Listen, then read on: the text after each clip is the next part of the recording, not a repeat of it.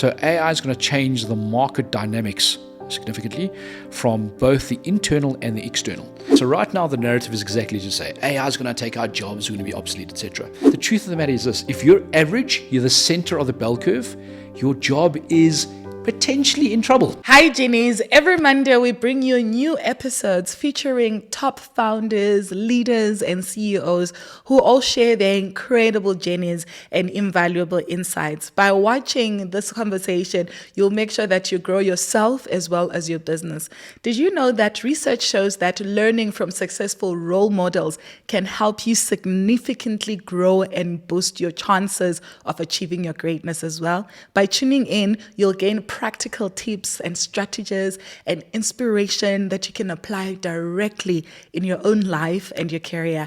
We've got big plans this season, packed with even more amazing guests and transformative content. Your support is really crucial in helping us continue to grow this podcast and bring you the best possible episodes. So do me a favor and subscribe to this channel. Don't miss out on the chance to transform your life and gain some wisdom that can help you achieve your goals.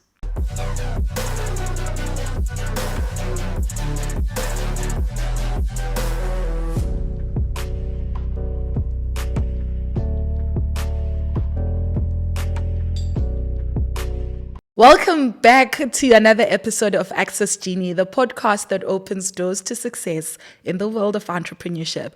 We come back to Access Genie with some amazing guests. Today's episode is a must listen for three types of people: aspiring entrepreneurs looking to make their mark, seasoned business leaders seeking a fresh perspective, and anyone who's really passionate about innovation and future trends.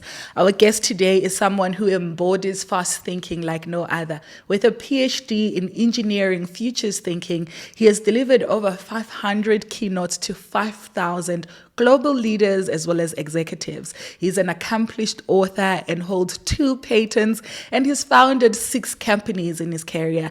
He's an extraordinary individual, and I am so excited to talk to none other than Dr. Craig Wing. Thank you so much for joining us today. Thank you for having me. I really appreciate it. I'm so excited to have this conversation because a lot of entrepreneurs don't plan for the future because you're just thinking day to day, especially when you are running a small business. But the big question on a lot of people's minds is AI and technology going to take our jobs? Let's just start there, because people are afraid when they see this technology because they think it's not going to leave some great opportunities for us. Yeah, so Ansela, thanks for having me. I really appreciate it. Certainly kicked off with a fun and hard question. So let's demystify a few things, right? So right now the narrative is exactly as you say. AI is going to take our jobs, we're going to be obsolete, etc. To answer that, a little bit technical, but not overly so, let's just have a quick conversation around what AI can't do. And I think that's a good place to start, right? So today's AIs are mostly driven by something called large language models, LLMs, right? And the process of LLMs are really about saying, how do you take information, data, tokenize it, and then give you what's called the most likely truth, not the truth. So it's a process of statistical analysis, essentially, right? So if you go to Google, for argument's sake, and you start typing something into the search engine, what you'll see is it'll start giving you, is this what your question actually was? That's driven by essentially a large language model, right? Why that's important is it's trying to give you what your most likely answer will be to a question that you haven't free-formally asked, right? Yeah. That's pretty much how AI works. So if you look at AIs and specifically GPTs, general chat GPTs specifically, so general practice technologies, right? Purpose technologies. Essentially what it is, it's again that. It's a statistical machine that says, what is the most likely answer to the question you're asking it? The problem is, when you ask a question that is very, very new, or rather something that's novel, something that's completely subjective, it falls prey to something called hallucinations. So it starts to make up stuff, basically, is the long and short of it, right? So what does it mean? It means that if you think about a bell curve distribution, a little bit geeky over here, binomial distribution, if you will, right? So a bell curve distribution, what it does is today's AI gives you the answer that you're most likely willing to get, which is the center of the bell curve. What it then means is the stuff on the outsides, the extremes, is not what an AI can give you today. So when you come back to your question, will AI take our jobs? The truth of the matter is this: if you're average, you're the center of the bell curve, your job is potentially in trouble. right? But here's the thing that's always been true. If you're average at whatever you do, you've always been and you've always run the likelihood of being displaced in your job. All it's done now is we've accelerated that process. So how do you ensure that you're safeguarded? It's not to be average, it's not to be normal. Operate on the extremities, on the ends of a bell curve distribution, because AI can't do that, because again, it gives you the most likely truth, not the truth. So the gap for entrepreneurs, the gap for people that listen to this incredible podcast is to say, am I doing something novel, something different outside of the mean? Am I doing something truly innovative, something totally creative? So it's not going to take our jobs. It definitely won't. What it might do, though, is one, if you're average in your job, in your position, you're in trouble, which has always been the case. And more importantly, even if it's going to take elements of your job, don't think about it as a job, think about it as a role. So even in your job today, in your role, the work that you do as an incredible host, amongst all the different things that you're doing, running a PR company, etc., think about the roles that you do in a day or a week.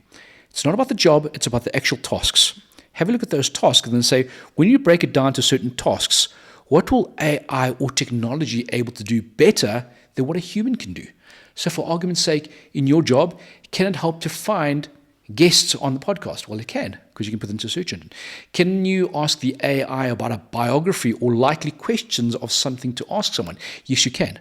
So think about those tasks that can be automated, but then you as a host, you have to be the human element of it, right? And we need that humanity. And so that's the key piece.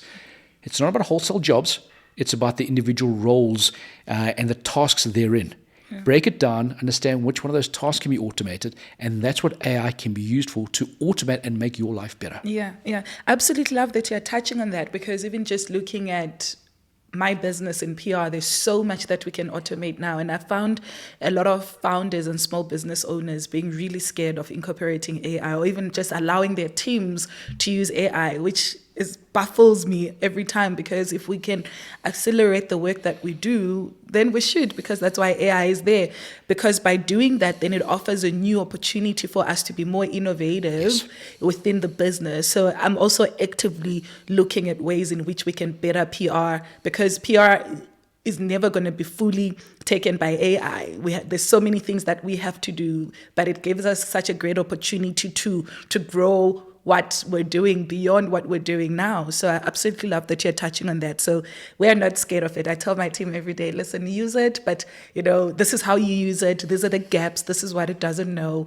And this is how you can make sure that you do your jobs faster. Talking about AI in the space, so many entrepreneurs rely on social media to grow their businesses. We've seen so many businesses start and be grown on social media. There's one business I actually saw a couple of days ago that made $1 million in one TikTok live. Wow. Selling products on TikTok. One live, they were able to make $1 million. We're going to add this business onto this video so that our viewers can see. And I was like, this is absolutely incredible. But I started thinking about how risky that is as well, because you might be making money right now, but we don't own those platforms. They can decide to change. I mean, Elon Musk has come and changed X from what it was, and it's got more plans. We're seeing that with Meta. They're just changing things every day. Entrepreneurs, when they post content on social media at the moment right now, particularly with Instagram, they're not getting as many views as they were getting before. So their businesses are seeing lower followers, they're seeing low sales, because they're just not going to a wider audience. We're also going to add a few screenshots of what people have been experiencing, particularly with Instagram. It means that we need to really start thinking futuristically and strategically about how we can own that data and own our customers, and not rely on those social media platforms to do the job for us. How would you advise entrepreneurs to do exactly that? Well, the first is to understand what is the role of these platforms, right? The role of these platforms is essentially that. It's about intermediation, right? It's about saying, how do you link up an end customer with a supplier, right? So it's about market. It's about understanding the market and how do you drive that. If you look at any one of these platforms, fundamentally what they're trying to create is they're trying to create what's called asymmetric market risk matching, right? So supply and demand, and how do you find those two things? That's essentially the role of a platform. How do you get those two things to line up? And therefore, how does the platform take a piece of that? The question you ask is a fascinating one. The whole question around deplatformization. There's a whole question around, and I apologize if this is going to offend any of the users. There's a term called shittification. You might have heard of this term, right? And essentially what that is, it's all about the monetization of platforms. And as a result of which, it's about driving money, not about driving real value outside of making money. Right? So the move is there because it is really all about monetizing for the platforms, not for the content creator or the actual supplier of the good. Right? So how do customers circumvent this? Well, exactly to your point. One is about saying, how do you capture more share of mind and share of heart? There's both, right? So share of mind is about being top of mind when someone makes a purchase. It's about understanding what's the value proposition. How do I get hold of this, right? Share of heart is also affinity to the brand. And share of heart is more about repeat customers and where the customer becomes your best advocate. Right, Dame Anita Roderick, who started Body Shop, she said something that was profound. She said, "Your most important customer is your frontline staff, i.e., the people that interface with the stuff that you're doing." Right. I had a conversation at a conference a couple of weeks, in fact, last week, and this was one of the delivery guys. I won't mention which company, but they do deliveries, right? And I said, one of the elements that we have, one of the challenges that we have around your business, which is around delivery of goods, shopping goods, is that the point of interface that the customer interfaces with you isn't necessarily, in fact, it isn't the online purchase, it's not the app. It's the delivery from the guy that comes to deliver stuff to you, right? How do you create a sense of that old mom and pop store about knowing who you are, but also increase the share of heart, shall we say, right? And you can do that very simply. When you deliver something, make sure that the delivery person knows their name. Hi, Craig, here we are. Thanks for buying with name a company over here. On the slip, just print out, hi, Craig, thanks for your purchase today. Simple little things like that. So for small businesses and entrepreneurs that are part of this podcast and listening, what can you do? Capture both share of mind and share of heart. Now, there's a few ways of doing that. One is, again, solicit feedback. If you've got a customer base, ask them. Keep on asking them, what can we do? What can we do better, right? Follow design thinking process. How do we do empathetic mapping? How to understand what is it they want? How do we build that in? How do we have fast feedback loops? The other problem, though, is the other question is more problematic, and that's really about saying access to market. When there's an over-reliance on platforms, I used to work at Google, and when they used to change the algorithms, you could see drop-offs. In fact, there's a lot of media right now, not just about Instagram, TikTok, Google. All the big guys are changing their algorithms to change the way in which people engage with media, but also to drive a certain kind of reaction and action from the audience. To your point then, if it's about saying how do you move away from that platform, it's about saying how do I create a deeper process, a deeper customer relationship, about re-engagement, but also think about how do I have different routes to market, right? So it's about understanding both those things, but above all of those things, it's about twofold. Value. Am I creating real value, like proper real value? And then more importantly, can I can I assist and can I enable the customer to fall in love with the brand, right? So even though those platforms are changing and they're moving away, tactically, you can also capture the data at the point of sale, so you know who they are. You can create and curate your own database. You can ask for referrals. That's something that a lot of small businesses don't do. Just ask for referrals, ask for testimonials, ask and reward them. Allow them to become advocates for the work that you do and the products that you sell, right? Yeah.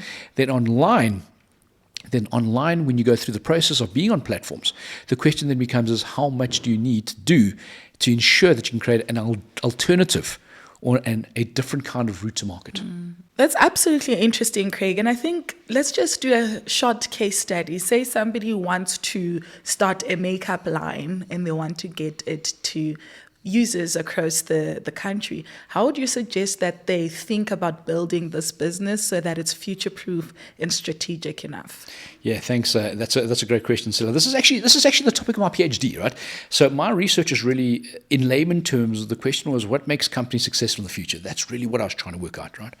And there's a few key pieces that's interesting, and I'll try to take a step-by-step process. So someone that's in the process of starting a business, makeup or otherwise, can start with I don't want to give them a blueprint, but some stuff to think about, right? So a lot of what businesses do today is they follow what's called an extrapolation process, okay? And this is really important. So when people and organizations think about the future, they normally make two primary mistakes. The first thing that they do is they assume that the future is an extrapolation of the past. right? So, and I'll come to this example because it's a new business, but established businesses do this all the time, and you'll see where I'm going, right? But established businesses say, what have we done historically? So the last 5 years, the last 10 years, whatever quantum it is. They'll say stuff like, we've got so many products, so many SKUs. The SKUs have been growing by 5% per annum, will carry on growing by 5% per annum. We've made revenue growth of 15%, carry off 4%, will carry on growing that, right? And it's all an extrapolation of the past into the future, which is a proxy for where they think they're going to go. The challenge with that approach, though, is there's often things that come on the horizon which you don't think about, which absolutely mess up your plans, right? So the past is not a predictor of the future, unfortunately. And even though you have all the numbers and companies' strategy, and I work with them around the world, that's a strategic plan. That's not strategy. That's an Excel drag and drop bottom right corner, right? All companies do this kind of thing. So that's the first problem. The second problem is the assumption that there's a single future, that this future that I planned for is one that's going to materialize, but there's multiple futures. There's a multiplicitous area of things to do. The problem then that we have is this approach of what's the past into the future is forecasting.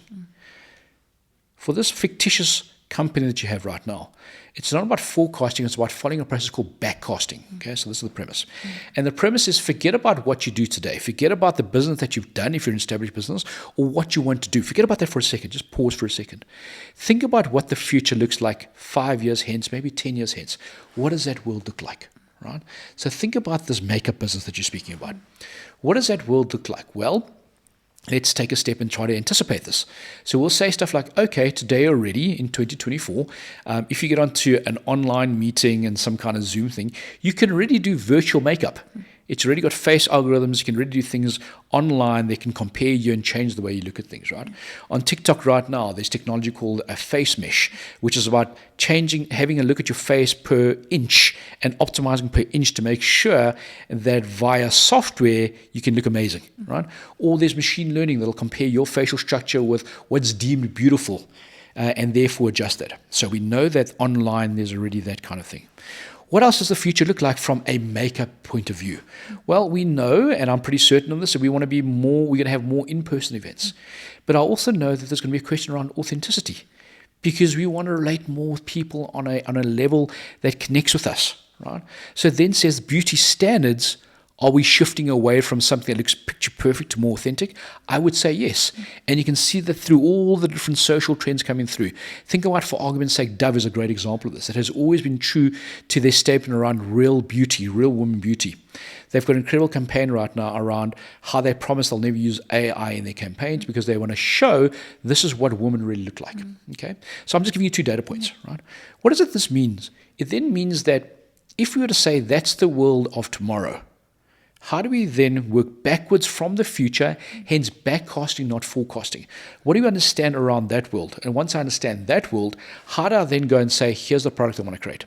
So for this beauty, this makeup company, this fictitious makeup company that you said, the first step would be, what do we think the future is going to look like 5 years from now, as I've said, right? What do we understand around not just the world of makeup and product and cosmetics, but think about it holistically. So think about it through the lens of, let's say, PESTLE, for argument's sake, political, economic, social, technological, and so on and so forth, right? How do we think about that world? Then we say, what does that world look like? How do we work backwards to today and start creating that kind of company? So that's the first thing I'd say. The second thing I'd say is, what is it that you're actually really trying to do over here? What's the real thing that you're doing? Are you selling makeup? Are you selling mascara, blush, eyeliner, all that kind of stuff? What is it that you're actually trying to do over here? Because once you distill it very deeply, it's not about the makeup that we're actually trying to sell. What we're trying to sell is we're rather trying to create value, which is around personal authenticity. Now, suddenly, this company that said we want to make makeup, perhaps they want to shift, and it's not about the makeup, but it's around authentic storytelling. Because it's the authenticity that's actually the piece, where makeup forms a piece on top of that. Maybe it's not about the authenticity.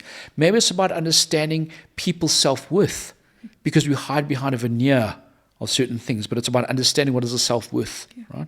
Perhaps it's not even about that. Perhaps it's a different lens. Perhaps we want to do makeup because it's actually about saying, how do I look beautiful on magazine covers or in terms of a camera? Again, the question that will become is, perhaps we need to make a pivot around some kind of technology. So the step would be forward, back. What is the real value you created, and how do you understand that? The next step would then be, Let's go ask the marketplace. Let's get some kind of prototype going, right? So design thinking is a huge thing that I advocate for. Historically, product cycles, development cycles would take months, years. You spend a lot of money, you'd hit the market, and it wouldn't achieve anything. Why? Because the customer was the end point of their journey. Bring the customer earlier on. So in this situation, let's assume that after all is said and done, we believe, yes, we want to do makeup. We want to do it in a certain way. I don't know what it might be, but let's assume we have a product, right? Now go try it. Go do it. Go to a supermarket. Go to a shopping center. Get a little stall. Try the makeup. Ask people, put it on, take photos. Ask them to send the photos of them if they take it home, right? Put it online. Ask people to rate before and after. Really go through the process of prototyping and trying what that means. And then, more importantly, take that feedback and iterate and carry on that process. Don't think about sales at this point in time. Don't think about revenue. Think about the value, both current value and future value, right? And are you fundamentally making this user, the customer, the client, whatever narrative you want to use, make their life better? Once you have that data, start to understand that we've created some kind of value and what kind of value is it, and then accentuate that value over time. So start there, right? And yes, traditional guys will say, you have to write a business plan and you got to do market research. Sure, there's a space for that. But also what all of those things give you is a way to think about the business. I'm advocating a different approach. My approach is anchored in the future, but it's also anchored around the customer. Now, it just so happens as well that one of my businesses that I've started, the most recent one, is actually about this, because it's also not just about the product, but it's about understanding the success factors of your organization, right? So if you establish an organization, whether you're a small guy, whether you're a big multinational corporate, whether you're international, right? Part of the work that I'm trying to do is understand what are the factors that make organizations successful. And through my research, there's 25 different attributes that fall into leadership organization landscape. And the AI sentiment company that I've created allows you to poll your organization to determine these factors, but also consequently, how likely are you going to succeed in the future? So there's many different facets around that. Absolutely incredible. I love that. And my light bulb just really went on right now to say, think about the future, then you work backwards from there instead of like trying to keep on focusing from where you are today. So how would you advise entrepreneurs identify those trends, those future trends that they need to work from? What process should they go through to be able to do that? Yes, there's many ways that you can do it within the realm of futures thinking. Arguably, the most well-known is something called horizon scanning. And horizon scanning is literally just scanning the horizon. Like if you were on a ship, right? It's looking what's on the horizon over there. Let's see what's going on. That's easy. That's all the way from just searching the internet. It's about reading research reports. It's about asking people, right? It's about understanding what are those things that are bubbling beneath the surface, right?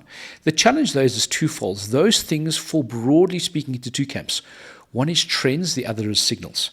Now, trends fundamentally are the things that everyone else is doing, right? Which is fine, there's a space for that. The problem is when something becomes a trend, like all things like a fashion trend, right? We know that there's longevity in that and it might die, so then how do you keep up with that? The other one is signals. Signals are things which you don't see. Signals are things which are not so obvious, right? So there's different kinds of signals. There's weak signals and there's strong signals, right?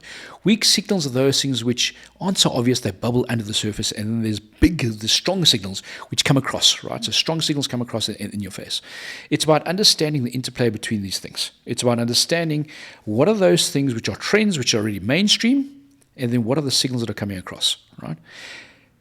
There's other ways that you can find and you can surface signals as well. You can do certain things. You can do expert review. You can ask experts like yourself, what is going on in the world of media that isn't yet mainstream? How do you understand that? What's going on in the world of PR?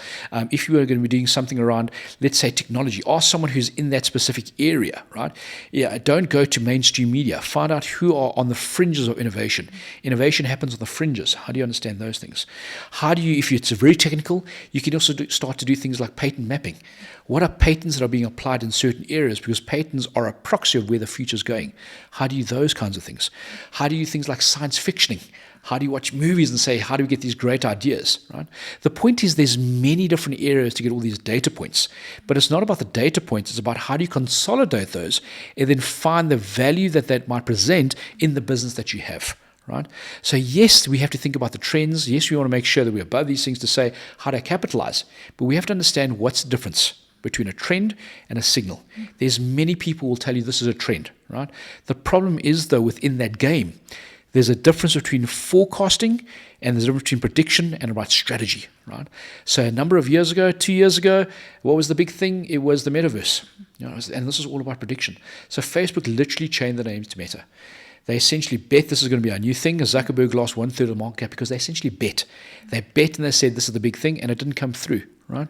So when you go through this process, it's not about betting on the next big thing. It's about saying, how do you create a robust strategy? How do you think about the world? So if these things start to emerge, I've got a strategy in place that allows me to capitalize on these things if and when they break. And then how do I target, how do I pivot within multiple futures, not within a singular future? Yeah, absolutely incredible. And I know that at your new company, at the Foresight, you work with companies to help them really think about this. Can you give us a case study of any company that you've helped and what the results were like and how you went about helping them? Yeah. So I'll give two stories because I know the audience is different. So first is a big corporate. I won't mention the organization, a gigantic financial institution, right? I did this work with them a number of years ago. And at that stage, it was all about saying, well, how do we understand what is the role of finances in South Africa? Specifically, what are we trying to do, right? At that stage, the majority of money was made off financial transactions. So that's how they make their money. So we went to this bank and we said to them, think about the future. Over and above transactions, what are you going to do and what does the future look like 10 years hence? And they said, well, let's have a look at this. There's a few key trends. One is digitization, which we know now 2024 is a big thing, but they started this journey a while ago. It's around digitization, but it's also about financial access, right? Those are the two key things. But there's a third thing that this bank did, is they said, we've got data. We've got a unique data set over here, and we can do amazing things that's over and above financial transactions, above capital flows, right? So they went away and they said, how do we create different kinds of skunk works, if you will, right? They created an incubator, they created a skunk work, they created new kinds of entities to say, how do we capitalize on this? They started the journey around digitization of the bank itself, both in terms of transactions, but also in terms of saying, how do we ensure that through the means of digitization, more folks can access financial capital? The last one's very interesting. They then went and said, okay, how do we take this data and create essentially open APIs? So in a sandpit. And they started to do all kinds of cool things where they started to do alternative finance, like Labola, which became really interesting, right, around livestock. So that's the big company. Another example is a education startup. They used my tool, and they had been around for only about a year or so. And through this tool, through those 25 different attributes, what they started to do is through the team of about 6 or 7, they were able to use this tool, which is, by the way, free. I've made a commitment, so it's free for any company up to 10 people, right? They used this tool, and what they were able to see is they were able to start to see where the gaps around perception between the members of that team and where they need to focus on. So for argument's sake, this team was very strong around the leadership element, right? But the one thing that they had a little bit of dissonance was around alignment. So how do we get greater alignment as a startup? But as you can imagine, this also pulled through a lot of different things. We need to use technology better. We need to have alternative business. But also from an externality point of view, how do we think about things like climate change, which they've never considered before? So this tool was really useful for them to identify how do we have hard conversations, but also, more importantly, how do we create an alignment of the organization? This tool, what the Foresight, is actually all about saying, where do I go and look to find the issues that if we don't solve now when you're a startup and become a scale-up, become systematic, right? So it's not about solving the questions and solving the problems, but it's about saying, where do I go find these issues? We know that the toughest thing to do as an entrepreneur is to move from a small business to a medium business. That jump is really difficult to do. How do you think AI is going to reshape the way in which entrepreneurs, especially small business owners, do business? I'm not one to gaze into my crystal ball, but I will give you a few thoughts over here. We started the question with the conversation around the use of AI, right? Take away AI for a second. What business does specifically today is it has two reasons. The primary role of a business historically is to amalgamate resources. It's to take a lot of stuff, to centralize it, and to have efficiencies of scale, right? So the role of a modern day business is about saying, how do I eke out efficiencies at scale to ensure that I can drive revenue? AI allows us, theoretically at least, to optimize the efficiency process, right? So that's the one side of the equation. The other side of the equation is about saying, how do we find new market opportunities? Right? So how do I find untapped market opportunities through using machine learning from the data sets that we might have? So how do I find a use case for my product, my service, etc.? I see AI being able to do both. right? So in the future, I suspect we're going to find a lot of use cases, and we see it already today, in terms of productivity, in terms of management of processes, in terms of doing the stuff that a machine can do that's better than a human being, which drives up optimization, which then results in greater profitability. So that's the one side, and we've got that already, right? So that's going to become more so. I start seeing, I reckon that small businesses are going to downsize with things like elasticity, so things on the cloud, you can outsource things there, we can have elastic workforces, we can start saying, well, how do we move very quickly with digitization, access to marketplaces? So AI is going to change the market dynamics significantly from both the internal and the external. The other side is also true, right? I foresee that AI, if used correctly, is going to be able to help create markets that you weren't able to see as quickly, because you can start to identify these signals that we spoke about, right? And if correctly used, and again, it's not about AI, machine learning, et cetera, replacing the human being. It's about augmenting decisions and data sets so we can make decisions faster. There's a misnomer that AI is going to do everything. Well, it can only do things to a certain degree, i.e., what have you programmed to do? What's the incentive, right? So what's the gain function for that thing? Basically, the long and short of it is AI accelerates what we're doing right now to a different degree. It's not necessarily about changing and making things disruptive. It's not necessarily a step change per se. It is in terms of speed, but it's more about optimizing and getting things a lot better in terms of what we're doing right now. Yeah, certainly. With these signals that you spoke about in mind, where do you think African entrepreneurs should be looking at in terms of new businesses and what they should be starting ventures around? Yeah, so there's a misnomer, that we in Africa have to take what the quote-unquote Western world, European world has done, and we've got to replicate it. The conditions are completely different, right? Yeah. So how do we find nuances within our ecosystems? I can't tell you. I'm not. I haven't traveled that extensively on Africa, but I will give you a few thoughts, right? Yeah. So one is really think about the masses. Think about access. Think about access to services, to products, to things, right? Think about those things. Think about a growing user base. We hear about the youth dividend. Is it a curse? Is it an opportunity? What are the opportunities over there? Think about traditional knowledge. There's a huge things around traditional knowledge, right? How do we think about those things? Think about also, more importantly, is what is it that makes us African? And there's a huge piece over here, right? The whole concept, at least of the US, is about me. It's about individualism, not collectivism. The concept around Africa is around not tribes, but around the culture of closeness. It's about togetherness. It's about doing things together. My view is there's a space over here around all those things that I spoke about, but again, it's the value that we have. In South Africa, everyone knows the concept of Ubuntu, right? And it's that thing. How do we, not about the process or not about the business and services, but it's about capturing that essence of togetherness. It's about community. Again, look at where we are in 2024, where there's a breakdown of those things because we haven't got that community element. So the opportunity space for entrepreneurs is about understanding the nuance, but it's also about how do you do business. That's the key piece. It's about community. It's about growing things together. I just came back from the Nordics right now. I was in Oslo at a conference, and this is the big thing that's coming through. It's about saying we've moved so far away from people. It's all about profitability and money. We have to come back to communities. That's incredible. But what really inspired you to get into the space and do the kind of work that you're doing? It's an interesting question. There's a book called The Drunkard's Walk, a fascinating book. And basically what The Drunkard's Walk says is this. It says, often in life, we focus on the wrong stuff. We plan on the wrong things, right? So think about it. We've got a big party. We're going to go out with some friends. We're going to go on holiday. Right? We plan those things to the nth degree. This is where we're going to go. This is the accommodation. This is the travel. This is the plans. We plan so much. And basically, we over-plan for the little things. You don't actually plan for the big things. The big things happen by chance. It's like a drunkard's walk. You have a big night out and somehow you find your way home, right? Yeah. And when you think about the big things in life, spouse, job, country, kids, a lot of things aren't planned like this, right? So it's always serendipitous. And that was the same with myself. Yeah. I'm not going to say, I had this plan, I'm going to be doing this line of work. I started my career as an engineer. I started a couple of companies. I worked at Google. It was a drunkard's walk. It was serendipitous. But the point is, through that journey, much like many young people that I mentor, it's not just about the end goal. It's about saying, when I choose something that it gives you more choices, not less choices for your next move. You don't have to know where you're going to go. That's okay. But take a step in the right direction, and then choose more things.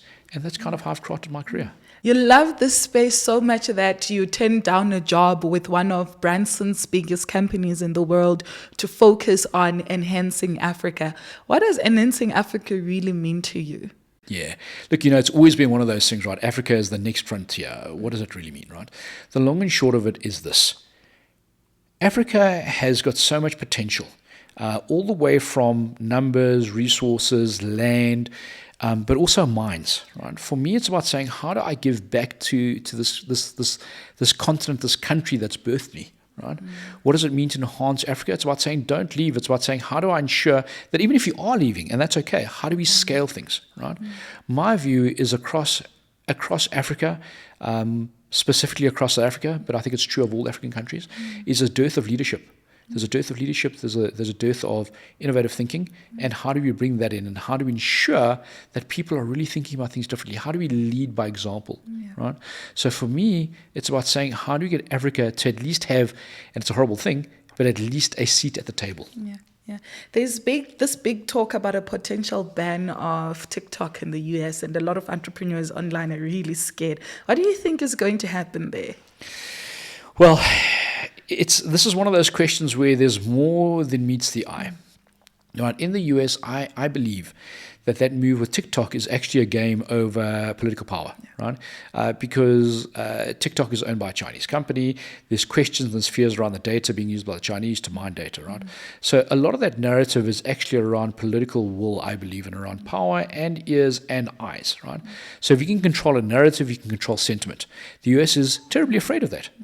The US is terribly afraid of saying, well, how do we lose not only information, but access to our marketplace? I suspect what's going to happen is there's going to be some kind of, I don't want to call it a revolt, but I do think the US will clamp down, they'll shut it down, and I think China will move back, they'll withdraw a little bit, right? But I wouldn't be surprised if it just goes through another medium. We see the same thing that happened with Huawei. Right, around the banning of Huawei and Gmail apps. They just launched another phone, another brand, and so you'll start to see clones of this kind of thing.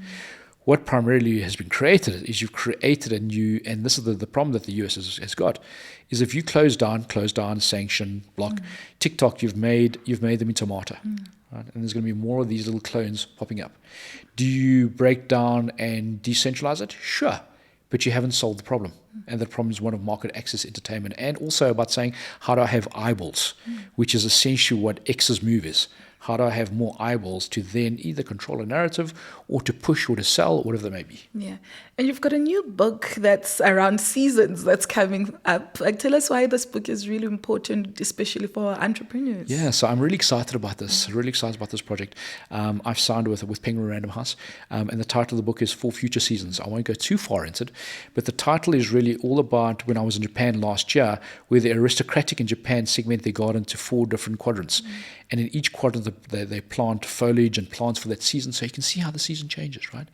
And that concept was beautiful around saying, how do you think about the future differently, right? Essentially, this is the key piece around this, is the future isn't singular, it's multiplicitous. And there's 4 different kinds of seasons to think about the future, where we're going. It's about saying, how do we think about the lens of our business, of our industry, and therefore how do we create strategy that survives in each one of these 4 quadrants. The quadrants of the known knowns, the quadrants of the unknown unknowns, the known unknowns, and the unknown knowns, right? So it's all about saying, how do we think about the future differently? How do I plan, create interventions, and therefore create more robustness when you think about those 4 future seasons? Amazing. When we finish this podcast, we like to play what we call Fast 5, where we ask you 5 questions that you can answer in 1 word or a sentence or just 1 phrase. Are you ready? Yeah, let's do it. This is going to be fun. All right. What's one piece of advice that you would give to an entrepreneur that's starting out in the space right now? Think about the future and work backwards from there for your product or service. And what futuristic technology are you most excited about at the moment? Genomics. Oh, okay. Tell me a little bit about So genomics is really about understanding human DNA. It's about understanding cells. It's about understanding health, right? Human health. And it's really about, I think one of the big frontiers is around both health span and lifespan. So how do you both live longer and have a better quality of life? There's some crazy guys out there in Silicon Valley who are saying that, in the next couple of years, we'll reach something called lifespan escape velocity, which is based for every year that you live, you will be able to, you basically you'll outrun death. Right? I don't think it's going to happen, but I do think there's untapped potential. I'm really excited about living better lives, being healthier, both physically and mentally and emotionally. So genomics is really an area that I'm excited about. Absolutely love that. I'm also excited about that space because I don't sleep well and it's just a lot. So I'm also really excited about that. What word would you use to describe AI? One word. Opportunity. And who's been your biggest influence in your career? Oh man, that's a great question. I'm going to say, and this is the same for everyone, it's future self. So what is the future self you say about the decisions you make today? Incredible. And what's your go-to tool for productivity? I'll have to get back to you on that one. That's a tough one. But I would say if there was one I had to choose for productivity, it's Pomodoro.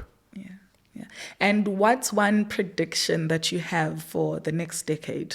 Oh, that one I definitely won't answer because this is all about, as we said in the interview, this conversation, it's not about prediction, it's about robustness, yes.